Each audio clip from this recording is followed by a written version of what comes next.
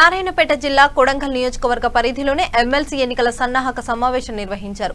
మద్దూరు మండల కేంద్రంలో హైదరాబాద్, రంగారెడ్డి, మహబూబ్నగర్ పట్టభద్రుల ఎమ్మెల్సీ ఎన్నికల ప్రచారంలో భాగంగా షా గార్డెన్ ఫంక్షన్ హాల్లో ఎమ్మెల్సీ పట్నం నరేంద్రరెడ్డి పాల్గొన్నారు. ప్రచారంలో భాగంగా ఉపాధ్యాయులు పట్టభద్రులతో సమావేశమయ్యే వారి సమస్యలను చర్చించి మార్చి 14న జరిగే ఎమ్మెల్సీ ఎన్నికలో టీఆర్ఎస్ పార్టీ అభ్యర్థులు సురభి వాణిదేవికి ఓటు వేసి గెలిపించాలని కోరారు. మన తెలంగాణ రాష్ట్రంలో 1,32,000 ఉద్యోగులు కల్పించామని గుర్తు చేశారు. ఈ కార్యక్రమంలో మాజీ జెడ్పీటీసీ బాల్ సింగ్ నాయక్, మండల పార్టీ అధ్యక్షుడు సి వెంకటయ్య, మాజీ జెడ్పీటీసీ సలీం, మండల రైతు సమన్వయ సమితి అధ్యక్షుడు మధుసూదన్ రెడ్డి తదితరులు పాల్గొన్నారు.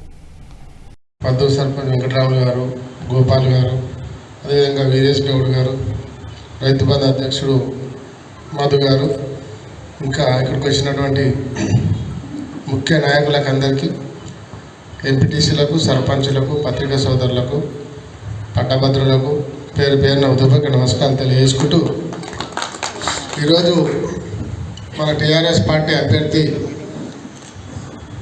వాణిదేవి గారు మీకు అందరూ తెలుసు. భారత మాజీ ప్రధాని పి నరసింహ గారి కూతురు. ఎందుకంటే ముఖ్యమంత్రి గారు ఒక మంచి అభ్యర్థిని ఇచ్చినాడు. మనందరం కూడా లాస్ట్ వరకు చూసినాం.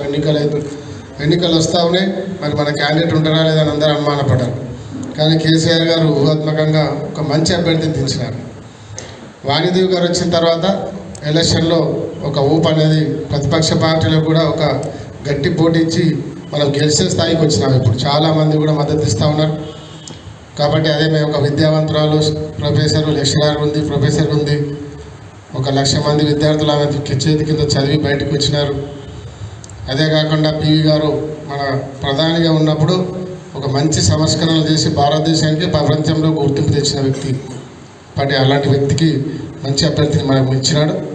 అదే కాకుండా ఈరోజు మన తెలంగాణ వచ్చిన తర్వాత ఈ పార్టీలన్నీ కూడా ప్రచారం